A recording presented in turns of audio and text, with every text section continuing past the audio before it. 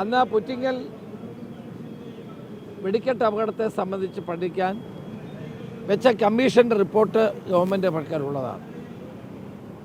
ആ കമ്മീഷനകത്ത് ആധുനികമായ സൗകര്യങ്ങൾ ഏർപ്പെടുത്താനും പടക്ക നിർമ്മാണത്തിൽ നിയന്ത്രണങ്ങൾ ഏർപ്പെടുത്താനുമുള്ള നിരവധി നിർദ്ദേശങ്ങൾ ഉള്ളതാണ്. ദൗർഭാഗ്യവശാൽ ആ നിർദ്ദേശങ്ങളൊന്നും പാലിക്കപ്പെട്ടിട്ടില്ല.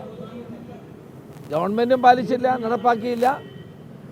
ഈ വിവിധ സ്ഥലങ്ങളിൽ പെരുന്നാളും ഉത്സവങ്ങളും പൂരങ്ങളും ഒക്കെ നടത്തുന്ന ദേവസ്വങ്ങളോ അവിടുത്തെ കമ്മിറ്റിക്കാരോ ശ്രദ്ധിച്ചില്ല. അതിൻ്റെ ഫലമാണ് ഇപ്പോഴുണ്ടായിരിക്കുന്ന ഈ അപകടം.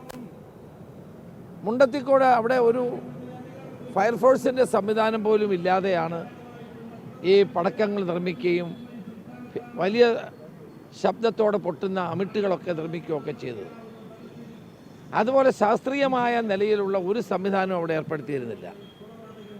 വാസ്തവത്തിൽ ഇന്നത്തെ കാലഘട്ടത്തിൽ ഇത്തരം പ്രവർത്തനങ്ങൾ നടത്തേണ്ടത് പരിഷ്കൃതമായ രീതിയിലായിരിക്കണം, ശാസ്ത്രീയമായ നിലയിലായിരിക്കണം. ശാസ്ത്രീയമായ നിലയിൽ ഈ ഉത്സവത്തിനാവശ്യമായ പടക്കങ്ങൾ നിർമ്മിക്കാനും മറ്റു കാര്യങ്ങൾ ചെയ്യാനും ഒക്കെ തയ്യാറാകുന്നില്ല എങ്കിൽ ഇത്തരം അപകടങ്ങൾ ഉണ്ടാകുക സ്വാഭാവികമാണ്.